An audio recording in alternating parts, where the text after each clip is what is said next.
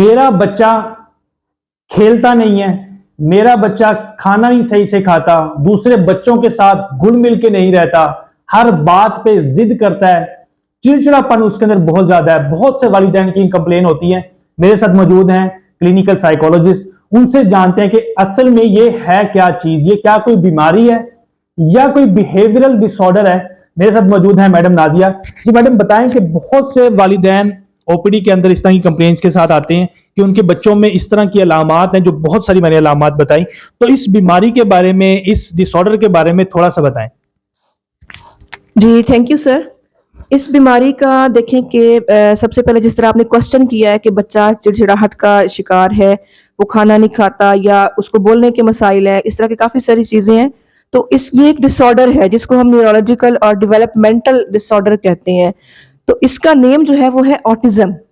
Autism से बहुत सारे लोग हैं जो उनको अवेयरनेस नहीं होती, उनको पता नहीं होता कि हमारा बच्चा किस डिसऑर्डर का शिकार हो रहा है।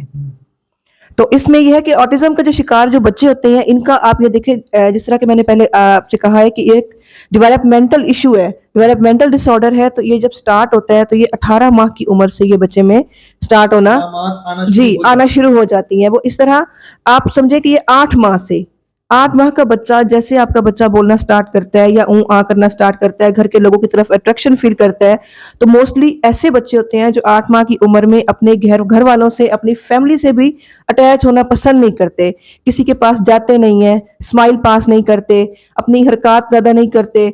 इसी तरह वो लेट थोड़ी सी क्रॉलिंग करेंगे या चलेंगे लेट, तो मदर ये समझती है कि शायद वीक है मेरा बच्चा, बट वो वीक नहीं होता। उसमें ऑटिज्म का जो डिसऑर्डर है उसकी सिम्टम्स आना शुरू हो जाती हैं, अलामात मतलब उम्र में बहुत जल्दी आना शुरू हो जाती हैं। जिस तरह क्योंकि उसकी जो पिकिंग एक पार होती है वो कम होती है बाकी बच्चों की निस्बत। तो 18 मंथ्स की एज जो होती है बच्चों के लिए, वो ऐसी एज होती है जिसमें बच्चा बहुत सारी चीजें सीख चुका होता है, कम से कम 1500 वर्ड्स वो अपनी जुबान से अदा करता है। तो उस वक्त जो है वो चीजें ज्यादा पेरेंट्स को सामने आना शुरू हो जाती हैं। उनको लगता है कि हमारा बच्चा जो है बाकी बच्चों से बहुत मुख्तलिफ है। तो 18 माह से लेके 2 साल तक की उम्र यानी 24 मंथ में वो एक नशोनुमा हो चुकी होती है बच्चों की एज में। जो है यही सिम्टम्स आगे नेक्स्ट चलती रहती हैं। और देखने में ये आता है कि हम ये नहीं कह सकते कि ये जो एक था ये उसी वक्त स्टार्ट हुआ है। हो सकता है उसकी सिम्टम्स पहले थी, पेरेंट्स ने गौर नहीं किया, फैमिली ने गौर नहीं किया, और वो आगे चलकर काफी अरसे के बाद जाहिर होना शुरू हुई हैं। नहीं, मतलब एक तो ये हम ऑटिज्म स्पेक्ट्रम डिसऑर्डर एक बीमारी है जो कि बच्चों के अंदर डेवलपमेंटल तौर पे आ सकती है। दूसरी, बहुत से बच्चों के अंदर ये देखा गया है कि उन बच्चों के अंदर जब वो 7-8 साल के होते हैं तो तब कुछ अलामात आना शुरू हो जाती हैं, तब उनका बिहेवियर तब्दील होना शुरू हो जाता है, या वो जिद करना शुरू कर देते हैं। किसी बच्चे को देख लेते हैं कि उसके पास वो चीज है तो मुझे भी वही चीज चाहिए, किसी बच्चे के पास देख लिया कि उसने नया सूट पहना हुआ है तो मुझे भी वही चीज चाहिए। तो इस चीज को टैकल किस तरह करें?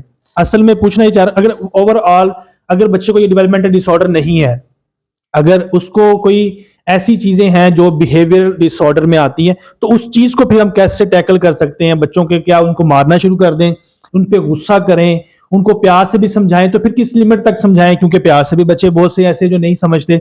तो इस तरह में फिर हम वालिदैन जो है वो क्या कदम उठाएं? देखिए सबसे पहले तो पेरेंट्स जो हमारे मुआशरे में, हमारी सोसाइटी में ये होता है कि पेरेंट्स को पता ही नहीं है कि ये बीमारी या डिसऑर्डर है क्या चीज। उनको जब पता चलता है उस वक्त पता चलता है जब उनका बच्चा स्कूल गोइंग होता है। तो मोस्टली लोग उनसे कहते हैं कि आपका बच्चा 7-8 साल का हो चुका है, मगर ये नॉर्मल बच्चों की तरह नहीं है, आप इसको स्कूल में एडमिशन करवा दो, तो हो सकता है ये आम बच्चों के साथ जब इसका इंटरेक्शन शुरू हो तो ये ठीक हो जाए। मगर जो ऑटिस्टिक बच्चे होते हैं उनका सोशल इंटरेक्शन ना होने के बराबर होता है। कुछ बच्चे उसमें वर्बल होते हैं, कुछ बच्चे जो है वो नॉन वर्बल होते हैं।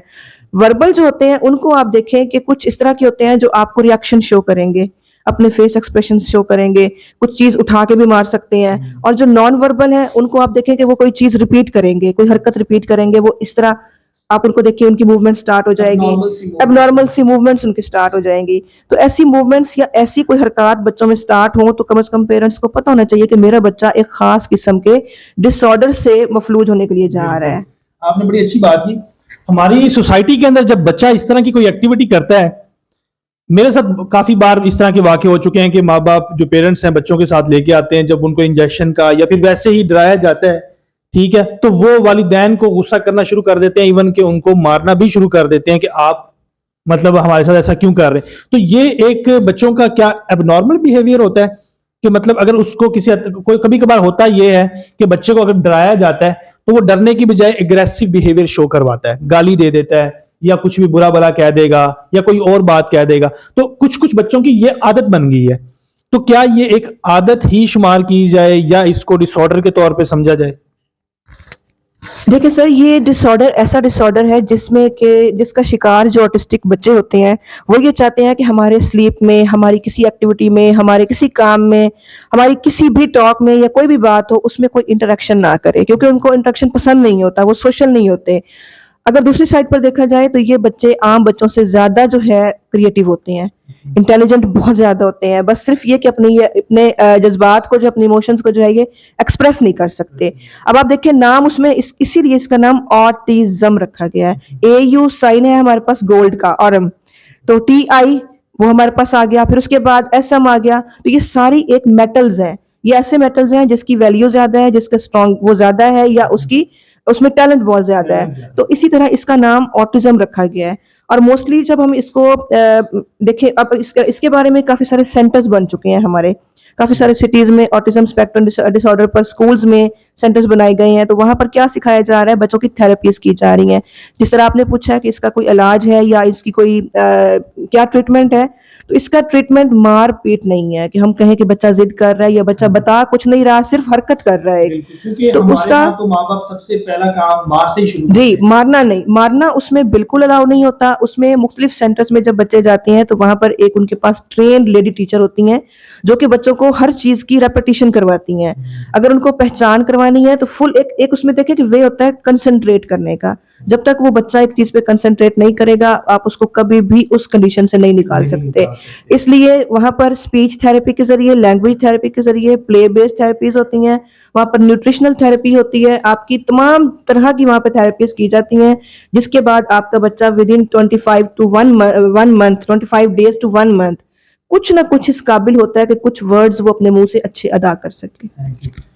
शुक्रिया मैडम ने बहुत अच्छी बातें की। तो लास्ट में ये मैसेज देना चाह रहा हूं कि अगर आपके बच्चे के अंदर ये अलामात आती हैं, चिड़चिड़ापन, जिद करना, गुस्सा करना और हर बात पे गाली दे देना, तो उसको बिगड़ा हुआ बच्चा नहीं कहा जा सकता। हो सकता है कि उसके पीछे कोई ना कोई बीमारी जन्म ले रही हो। अगर वीडियो अच्छी लगी है तो वीडियो को ज्यादा से ज्यादा शेयर कीजिएगा। शुक्रिया, अल्लाह हाफिज।